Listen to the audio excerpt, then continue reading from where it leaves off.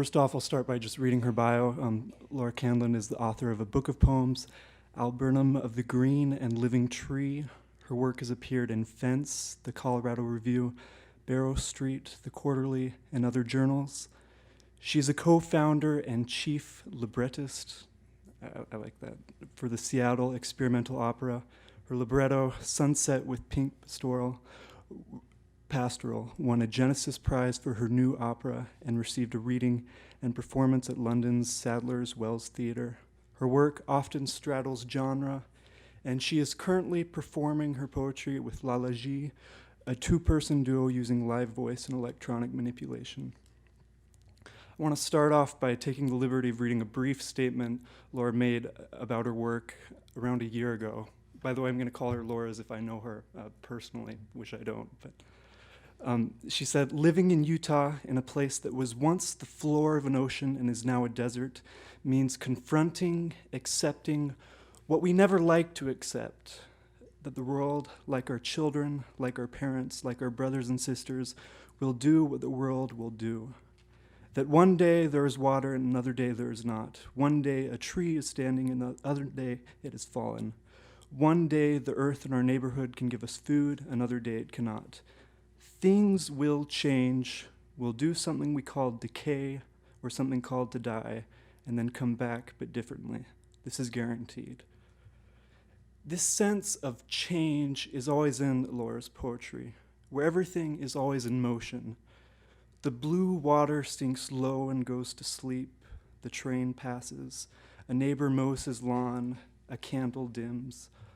Often, this sense of change is farther enhanced by the way she places birth and death together in the same scene. In the poem The Field and Its Knower, for example, the first line begins with birth. I was giving birth to Lula, and is immediately followed in the second line by death as the candle of the tub dims.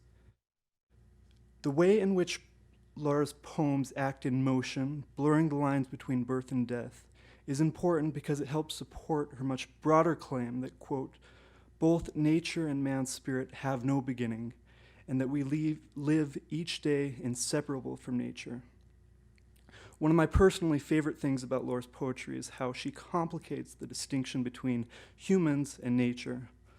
Usually we tend to make a divide. On the one hand, we say there's humanity, and then on the other hand, we say there's nature. But what happens, Lara seems to be asking, if we remove this distinction? What would it mean, for example, to live like Lula does in the poem, like a tree, our roots in the air and our branches in the earth? That's not exactly a question I've yet entirely been able to answer myself. Maybe she can. At any rate, please introduce today's poet, Lara Candland.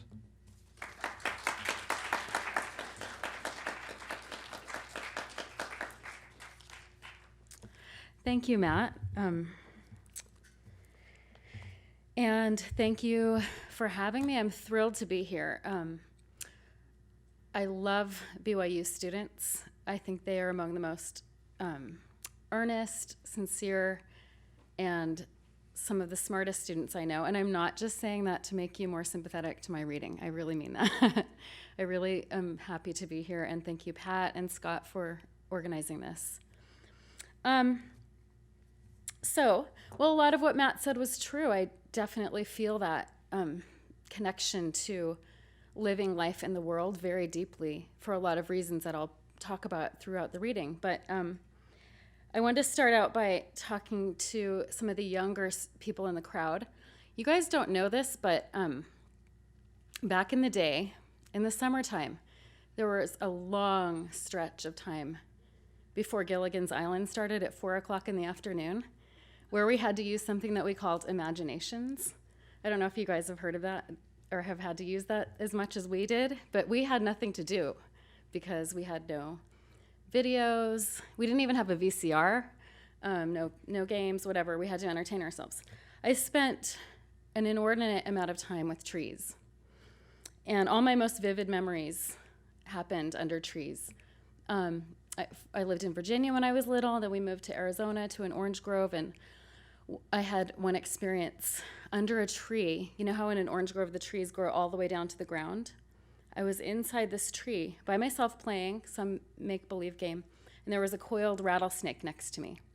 And I ran out of the grove, and I was afraid to go back in there for months, and I had nothing to do because I couldn't go back to the grove. And the worst part is nobody believed me, but it's true. There was a coiled rattlesnake right next to me. But anyway, I really honestly felt like trees were my friends when I was little, and looking back on it, I should have realized that was an indication of a little bit of an antisocial personality. But when I read Rousseau's Reveries of a Solitary Walker, I really could understand his love and his bafflement of his own solitude. Why don't people love me?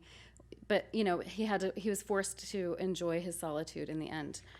So I wrote this first poem that I'm going to read about trees and Rousseau. It's a little dialogue with Rousseau, and I used some text from him. It's called Rousseau and Trees. Rousseau. In spite of men, I shall still enjoy the charms of company, and in my decrepitude, I shall live with my earlier self, as I might with a younger friend. Me. Myrtle's giant willow is my friend, and the willow at Magnuson Park. I have not seen her for 7 years. Even the pines of Takisago. 2. Rousseau. To decorate truth with fables is in fact to disfigure it. Me. I want to think of a clever word, and I feel obligated to tell. My intention was to provide a clever word here. 3. Rousseau. Little hardships are easier to endure when the heart is better treated than the body. Me. The orange tree in Mesa with the very long arms was my best friend. I made my home there and slept on the longest branch and swept the leaves from the floor beneath her into a smooth, cool marble. A snake came to live there, and that time passed. Who, then, will I make my true friend? And orange quay, willow quay, pine quay, locust quay. 4. Rousseau. It is exactly 50 years since I met Madame de Warenne. Me. Yes. 5. Rousseau. I used to enjoy living in society when I saw only friendship in all eyes. Me. I went to the temple in the grove to look for my friend. Poor Dido was dead. Pious Aeneas was gone. Myrtle and elm and locust and cherry and... Right now, these words speak to my true friends who have leaves. Rhomboidalis, diamond, cordata, heart, ovata, oval, astata, spear. The next piece I want to read is set in Seattle. I spent 8 years in Seattle, 8 beautiful years there.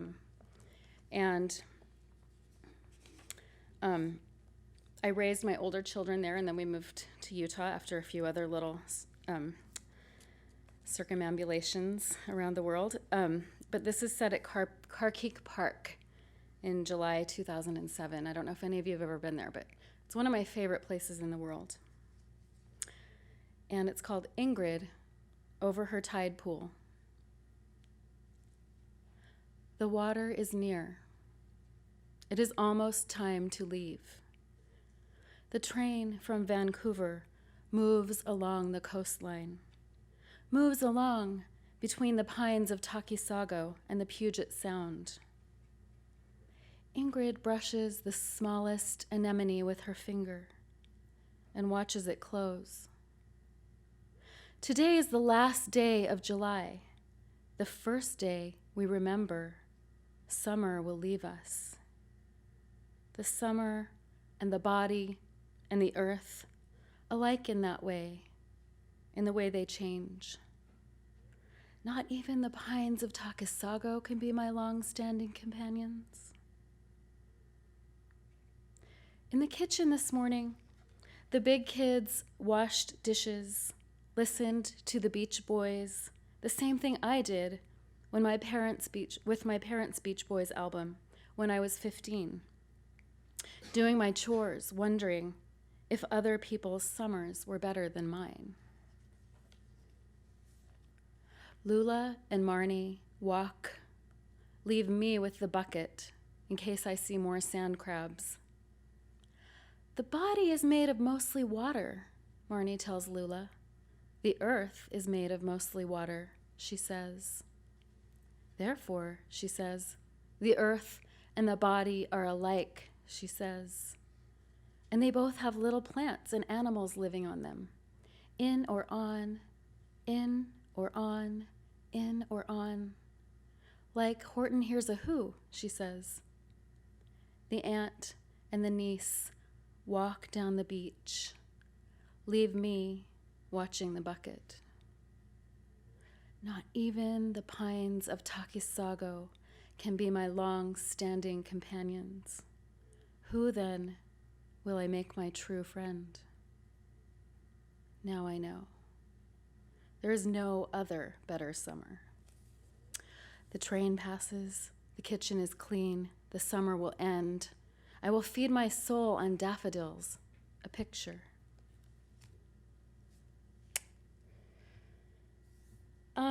So when I started my book, Alburnum of the Green and Living Tree, I had just been writing without a plan, which is normally how I write, and I think it's the only true way to write for any of you poets out there. But when I started assembling my poems into a book, I realized that 90% of the poems were about trees, and I really had no intention of writing a book about trees. It just happened. And as I told you earlier, I actually was an actual tree hugger. I really did hug trees when I was little, and I really do love them as much as it sounds like I do. It's not just a gimmick for my book. Yes, I looked through my poems and I realized, wow, these are almost all have trees in them. And the title, if I can find my little thing that I printed out from Thoreau, is about I think forgot to bring it actually. But anyway, it's from a chapter in Walden Pond where Thoreau meditates so beautifully, as he always does, on the story of a table in a farmhouse in New England that was 100 years old, and somebody put a tea urn on the table, and the sap of the tree was warmed up, and a little egg that had been in there for 100 years hatched, and a little bug bored out of the table. And that was, to Thoreau, a symbol of resurrection. Things die, and then life comes back again. This tree was dead, but there was a living creature inside of it. And so that's where the title Alburnum of the Green and Living Tree comes from Thoreau, from Walden. So I'll read something that Matt quoted from earlier, called The Field and Its Knower, and this was also from Thoreau. It begins with an epigraph. I meet his servant come to draw water for his master, and our buckets, as it were, grate together in the same well. While I was giving birth to Lula, the candle on the tub dimmed. The midwife cried. I said an oath to God and to my mother, then moved into the darker room where time unscrolled and surrounded me. Arjuna saw all the universe in its many ways and parts, standing as one in the God of gods. The moment in which time surrounded me on the bare floor of the dark room was all time. And then, Arise and win glory, I was alive. Conquer your foes and fulfill your kingship. They are already killed by me. Be just my instrument, the archer at my side. So I stood up, went back to the lighter room, pulled back the string of my bow, and Lula was born. Know that both nature and man's spirit have no beginning, that qualities and changes have their origin in nature. Lula grew into a locust tree, but her roots were in the air and her branches in the earth. A fragment of me in the living world is the timeless essence of life. When I was born again, I knew the sharp axe of detachment. I knew the breath in and the breath out, and the breath expelled past expulsion. A girl, a tree, a breath, a chant, ice in Bombay, locust leaves without end, small honey leaves licking the words of the world, 1,000 branches and 1,000 plateaus and 1,000 girls, girls without end. The next piece I want to read was written during a really difficult time in my life, and so I was taking care of a newborn baby who was very sick on oxygen and lots of complications, and then I was also had just begun a PhD program. Don't ask me why I did those two things at the same time, but a very rigorous PhD program, and I was taking care of 4 other children, and things were quite challenging, as you can imagine. And one day I sat on the floor and I thought, what is this? I looked at my to-do list and I thought, what is this Frankenstein of a life that I'm living? I've got to write a paper about Baudelaire. I got to go down to IHC and get some more oxygen tanks. And I have to make dinner, and I have to go pick up my kids at school, and I have to go volunteer and do my visiting teaching. And I have this just crazy amount and kind of thing. Like, I had this crazy mixture of things to do. And I was thinking, this does not go together at all. Nothing matches here. And then I had this kind of stunning revelation that really changed my life. And I thought, I hate things that match. I don't like to match anything. It's a beautiful pastiche. It's not an ugly Frankenstein. And so that's kind of the place that this poem is coming from. It's got a lot of text from Baudelaire in it, in French, and I was both loving and resisting the creepy / beautiful text from Baudelaire. And then I was also just immersed in the most mundane daily tasks. So I felt this interesting connection between all those things. And it's called At Times She Believed Everything Loved Her. This morning I thought, well, maybe it's just me who wants to write a poem instead of my paper about how Baudelaire cuts up all those bodies. I do like writing about the bodies. I do like the flaneur lurking about Paris. Then I got stuck and couldn't think of what to say. So I wrote this recipe. 2 bunches of beets with lovely greens, 2 globe onions, 1/4 cup of your finest olive oil, your favorite mustard, creme fraiche, freshly ground salt and pepper, your favorite vinegar. It is so bright blue outside. It put me in mind of the happy beets Alice made for me the day Lula was born. And out the window, people are mowing their lawns for the last time. Pull greens off beets and soak in cold water. I have an old ceramic sink in the corner. I soak my greens in there. Flaneur, flaneur, flaneur, flaneur. Boil water, place beet globes in water, cook for 45 minutes, cool. Ou cuisinier aux appétits funèbres, je fais bouillir et je mange mon coeur. Where, like a cook with ghoulish appetite, I boil and devour my own heart. Most of these metaphors insist on the metal and stone textures of the fragments of the woman's body. It is as if, in flowers of evil. Women were preserved in their ideal and beautiful form in the shape of precious stones and marble statues. Del Moulin Alien, Cutting the Body, representing woman in Baudelaire's poetry, Truffaut's cinema, and Freud's psychoanalysis. The University of Michigan, 2000, The Woman in Pieces, page 41. Next, slice onions in thin circles. Cook slow in half the oil until golden and a little caramely. Shred the greens, toss in with the onions. Lecture, as-tu quelquefois respiré, avec ivresse et lente gourmandise, ce grand encens qui remplit une église, ou dans sachet le musc invétéré?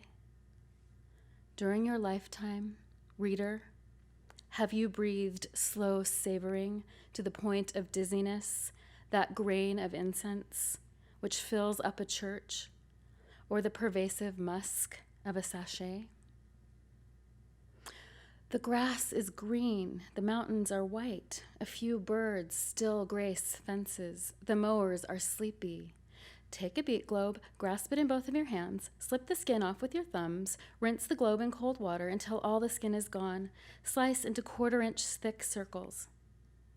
Même on nous dit parfois qu'elle croit que tu voulais l'aimer, elle nuit, sa nudité voluptueusement. And one could say, at times, that she believed everything loved her, in that she would bathe freely, voluptuously, her nudity. Arrange beet greens and onions on a platter. Sprinkle with dashes of vinegar. Layer beet circles on top. More dashes of vinegar. Mix equal parts of your favorite mustard with creme fraiche. Fill a pastry bag with mixture. Decorate beets with a lattice-work design of mustard and creme fraiche. Grind salt and fresh peppercorns on top to taste. De cette bouche où mon cœur se noya.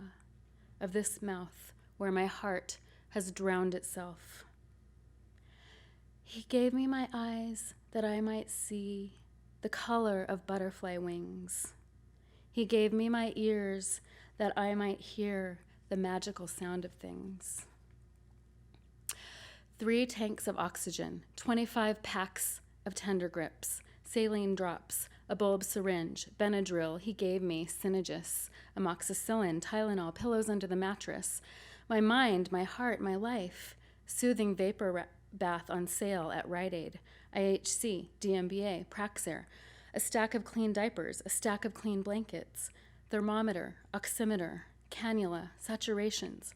This is not all the Latin I know. Baby, influenza, baby, virus, baby, pneumonia, baby, baby, and Greek. Coveralls, night-night, fingernails.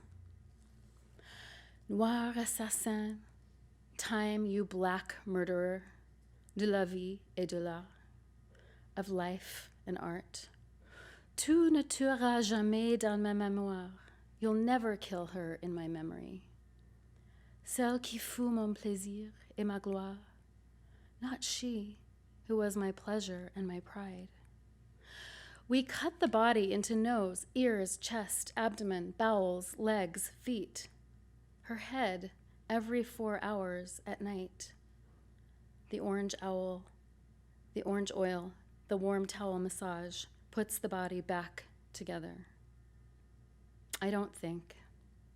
I only do the cutting and putting back together. I forget the design. This mess makes me whole. My love wakes. I provide the place for her living. I do what I must for her living. And we like pretty things.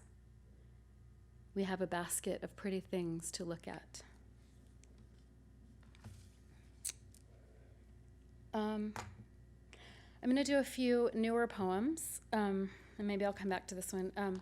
I started thinking, this was probably 2 years ago, I was at the Cloisters in the Bronx. Has anybody ever been there? It's a beautiful place. You should check it out if you go. It was built by, or funded by George Barnard, who wanted a place in the United States where American students could see medieval art.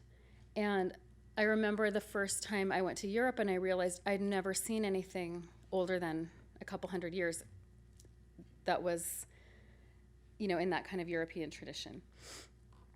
And so he wanted American students to be able to look at older older things. And so I started thinking, I was at the cloisters, I was by myself, and I started thinking about how we build these places that can preserve what we made, even long after we're gone.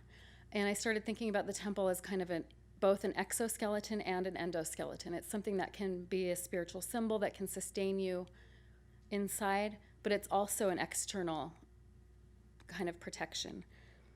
So I started a whole book on temples that's informed by George Herbert's The Temple. If you're a poet, you've got to read this, one of the most amazing books of poetry ever. And Moby Dick. And if you're a poet, you have to read Moby Dick a lot, as if it is your scripture every day. And the Bhagavad Gita. So this book, and I'm connecting all of them through skeletons, temples, and this kind of idea about decay that Matt mentioned earlier, and preservation.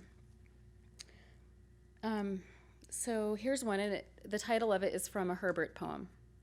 Man is one world, and hath another to attend him.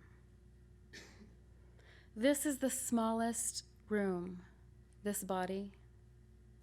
The angel folds her wings to fit inside. Not even the rose has latitude to unfurl. Not even the drop of water, purified by the lady mantle's leaves, can fall from its green nook. Crowded room, to whose creation all things are in decay. Inside my body, I am kneeling, prostrated by the wind.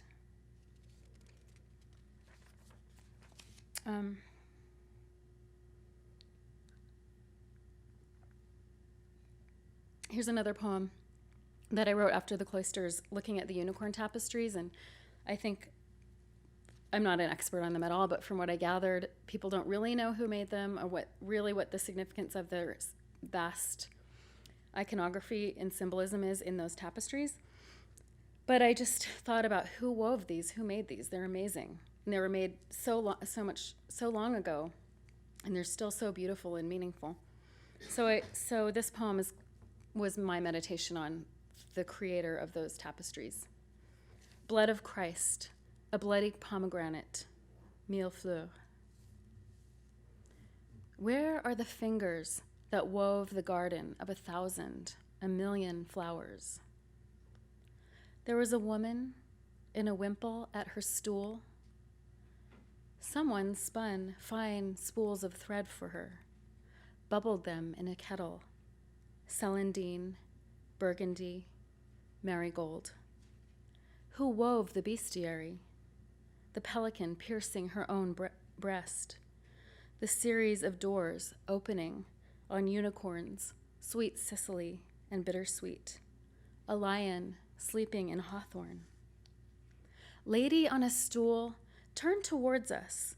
We can't see past your mantle, only your arms shuttling across your design, the sweep of your gown across the tiles. Oh, lily, oh, rose, show us your face and your intent. I smell rose water, hear the whisper from the other village's belfry. Open your garden, lady. You are too small for this tapestry unfurled.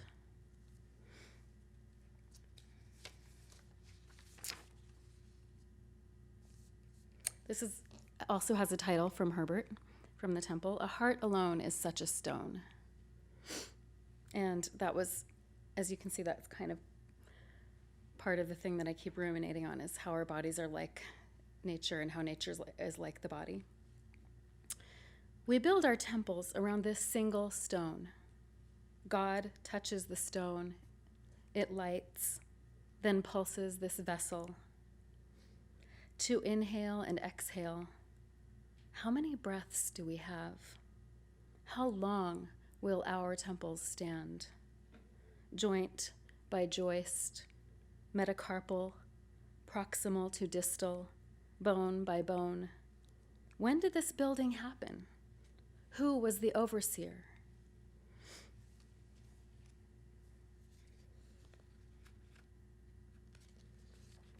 I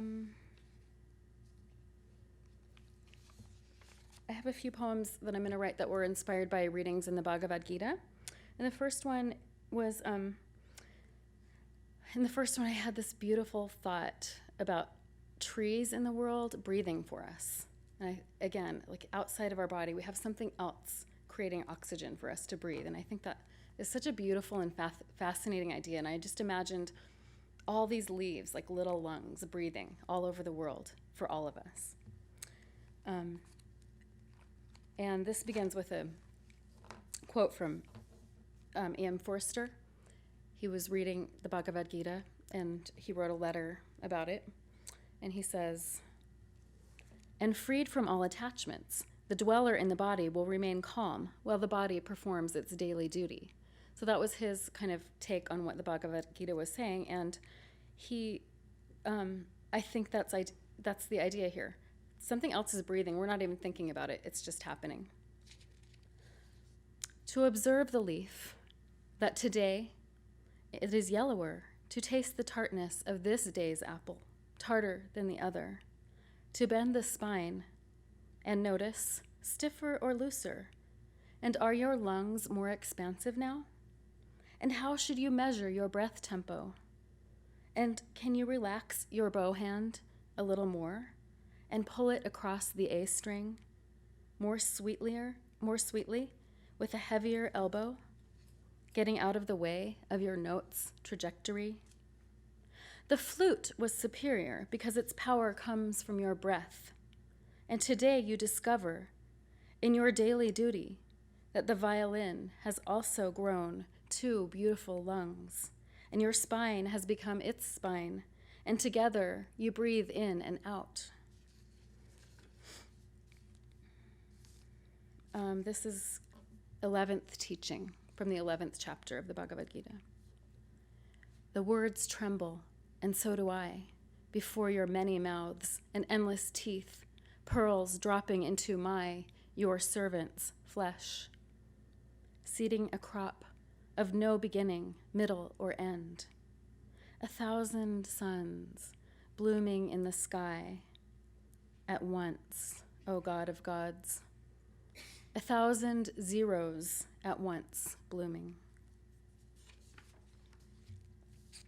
This is the 10th teaching. I am the vowel A of the syllabary. Or the rabbit, her forehead pressed to the earth and her spine rounded into sunrise, curving up against God's beautiful face, exhaling the devotion and desire of Ah. O prime syllable, at once open and closed, the Lord's chosen of chosen, ecstatic noise. And this one is dedicated to Patrick Madden. He has a beautiful essay that I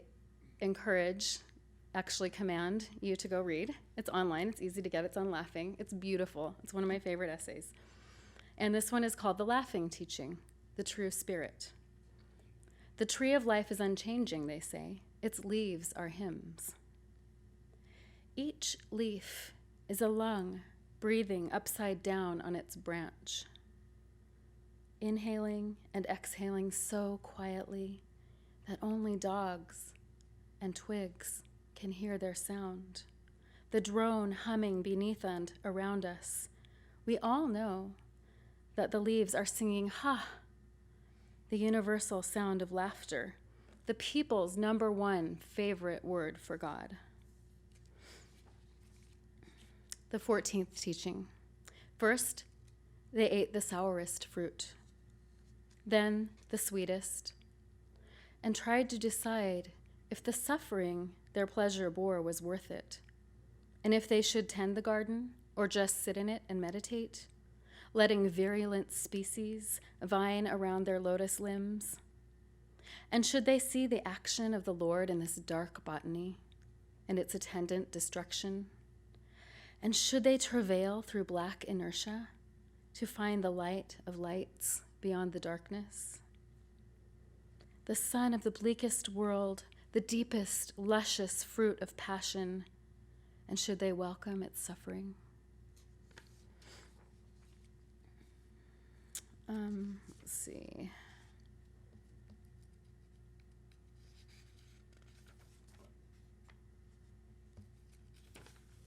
I'm going to do one more from this Bhagavad Gita section and then just two little short ones from the Melville section. Let's see. This one is called Theophany.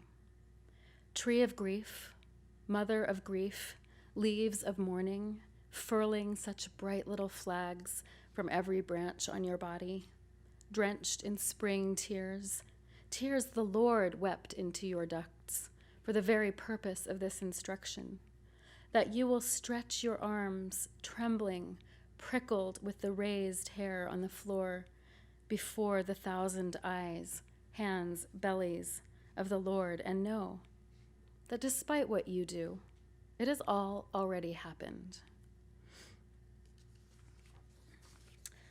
So I'm going to read just two really short pieces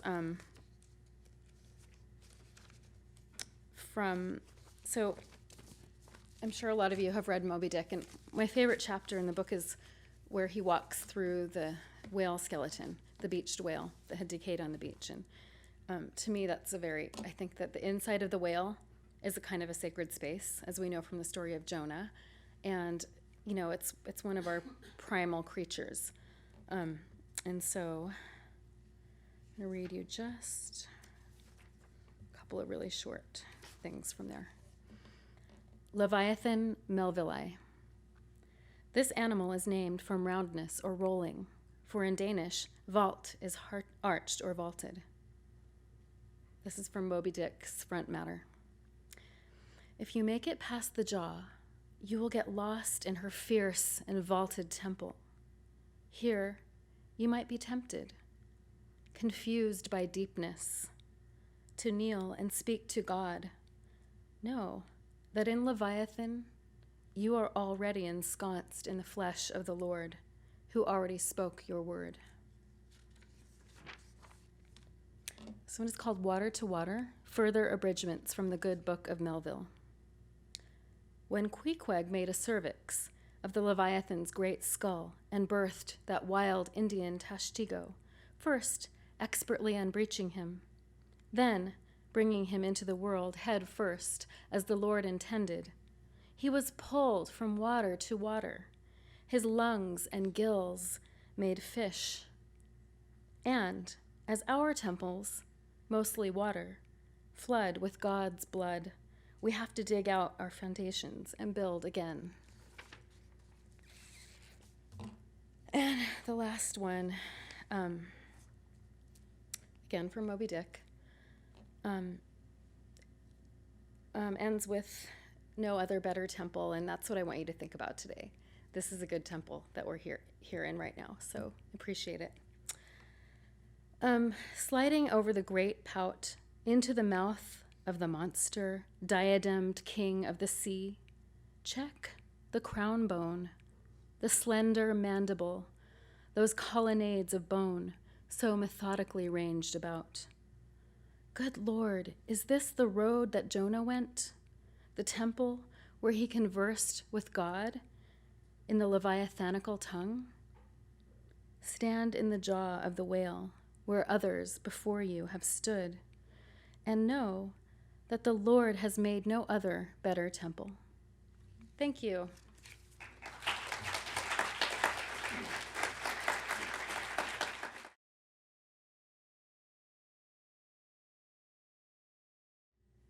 Yes. What's your favorite kind of tree? That's a tough question. I really like the honey locust trees that are in my neighborhood. Partly because you don't have to rake the leaves; they're tiny and but I like miniature things, and they have these little beautiful lacy miniature leaves, and they make a lacy pattern in the shade. So, I also like willow trees a lot. So that's a toss-up.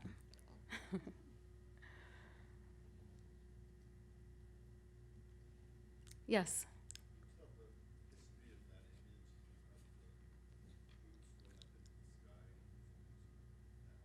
going up in the sky. That is an image from the Bhagavad Gita. And so it's the idea that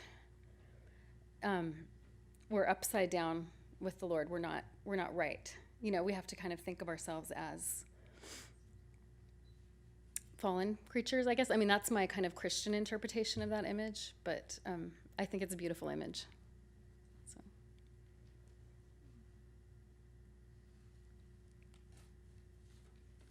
It seems like the new poems are intended to form a whole. They're inspired by the temple and different traditions. So is that a different method of writing a book than you described with your first book, where you just wrote randomly and then discovered a theme? Definitely. I started kind of a new writing practice. Actually, some of the best advice I ever got from a writing teacher was Don Revelle, who was my poetry teacher at the University of Utah. One day he said, we were having a meeting, and he said, you know what, you need to be more workmanlike. And it was one of those things where I knew he was right, but I didn't really know what he meant. And then I realized what he meant was that I needed to approach, as if I was a brick mason or something, I needed to approach my poetry with a less magical, mystical thought in mind. And so I just started taking time every day to read and write in a very methodical way, which is the opposite of what you think of poets as doing. You think of them as just being hit with a bolt of inspiration, and that happens sometimes, but I found that I was much more inspired when I had a practice. So with this batch of poems, I've spent time every day reading Melville and then writing, or reading the Bhagavad Gita and writing. And I'd always done that a little bit, but I really made it a practice, a solid practice where I did it for at least an hour a day, and it kind of, I think it opened things up and made it more fun, less scary, and I felt like I was getting a lot more material. So it demystifies. It's a little bit of a sad thing because you want to think that it's magic, that writing poetry is magic, but it's really not. It is really like laying brick or something. So I hope that answers it. Yeah.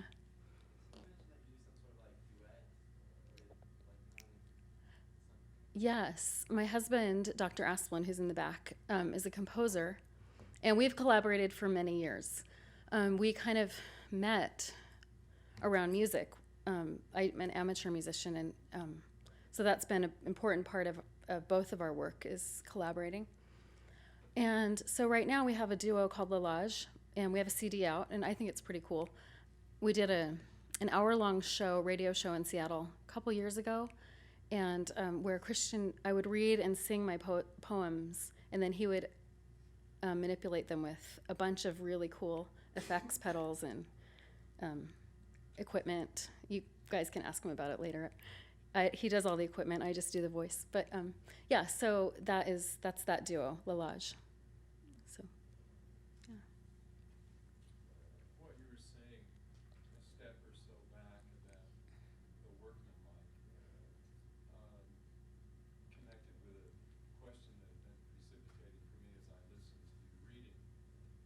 It seems to me that your poems are bricolage, what the handyman does. Mm-hmm. Here's a little bit of Thoreau, here's a little bit of the Bhagavad Gita. Let me get these things together Yeah. and see what I can build out. Yes. Does that Yes. make sense? I'm really glad you brought that up because at least at this present moment in time in my practice, that is one of the most important things to me about writing. Again, back to my sort of teacher/guru, Donald Revelle, he had a big beef with calling creative writing creative because he said, everything's already created. You're not creating anything. You're not God. And I thought, you're right. We are just picking things that are already made and remaking them in a way. It's a law of physics, right? I don't know my physics very well, but isn't that a law of physics? Nothing dies. It just is resurrected in a new form. I guess that's probably not a good scientific way of putting it, but it's my poetic way of putting it. So yes, I like bricolage a lot and pastiche, and I get a lot of inspiration from other places, and so that's a really important part of what I'm trying to do. So. Do you find that do you think that you write better poetry when you're up or when you're down? Or does that affect your writing, your mood? Yeah, that's a great question too. The poem that I read to you about when my daughter was really sick, that marked a big change in the way I write, because I used to feel like that my writing had to be born of kind of pain or depression. And then I realized that is not an interesting topic for anybody. Nobody really wants to hear about your pain, and nobody really can understand it. Nobody can possibly feel what you're feeling, but what you do with the pain, whether you're debilitated by it or transformed by it, is an interesting thing, I think. And so it used to be that I was much more prone to write when I was in a kind of dark, introverted place, and it's not really that way anymore. So I think I found that joy was more interesting than sorrow in the end. So, but that might change too. Ask me ask me next month, and it might be different. So, okay. Yes. So you use a lot of not just Christian but specifically Mormon imagery. I mean, like phrases from primary songs. And I thought it was really beautiful how you reconcile your artistic voice with your own faith. I was wondering if that's been. I mean, I don't know. Sometimes there's sort of this like unwritten fear of being labeled as like, well, she's just like a Mormon poet, or he's just a Mormon painter, Yeah. or whatever. Right. How has that been finding your voice and like bridging that with your own faith? That's a really tough question and a really good question. I guess it goes back to the idea of when I decided to say, like, they're not really separate things. You know, I mean, they all inform each other. And so I feel like I understand Mormon scripture much better when I read other things too. This goes back to my Seattle days. We had a bishop who was a Hebrew scholar, and he had Hebrew study at his house every Sunday night. And so we would read the Old Testament in Hebrew. And I was like, wow, I like to understand all these completely different things now from this study. So I guess I would say I try not to think of things as being in opposition ever, you know, that things are sort of more in a continuum, and they inform each other. And I guess I kind of started thinking of things more holistically. And I do think, like, I don't want to make any pronouncements about Mormon literature, but I think when you approach your art as a Mormon and you're trying to also, and you feel like you have to force some sort of Mormon identity onto it, I think that is difficult to do, and it's difficult to make good work while you're thinking about that. You know, I think Mormons should just write whatever they want, and that's Mormon literature, and it doesn't have to be a certain thing that has certain characteristics. Does that make sense? I don't know if that's what you were asking. But. Actually, I'd like to take the question further. I definitely like I relate to that thought. I agree that maybe that's not like the ideal way to approach it. And I'm actually curious. I think a lot of times there's almost like a counterculture, like the desire to like avoid that, and it becomes so adamant, like I'm not gonna, like almost not willing to drop those hints, and you seem very Right. comfortable using those images and phrases. Has that always been that way, or is that like a developmental thing? No, I think I developed that. I think that was a struggle that most Mormons go through because, you know, we read beautiful, beautiful things, and the primary songs are beautiful and the scriptures are beautiful. We also read a lot of dogma. And so, you know, so we think that maybe, and that's more written by contemporary people, and so we think maybe that's how we're supposed to be as artists. But yeah, and I've seen lots of Mormon artists too who are like, I want to divest my work of any hint that I'm Mormon. That's embarrassing, you know, and I don't want to go there at all because I love what that did for me as an artist. And I do see all of my poetry writing as devotional. It's just, I mean, when I write other things, I don't think it's devotional. When I've written scripts and I've written prose and fiction, but that's not a devotional practice to me, but writing poetry is absolutely 100% a devotional act for me. Whether or not it's Mormon, you can tell from the outside that it's written by a Mormon, it is devotional.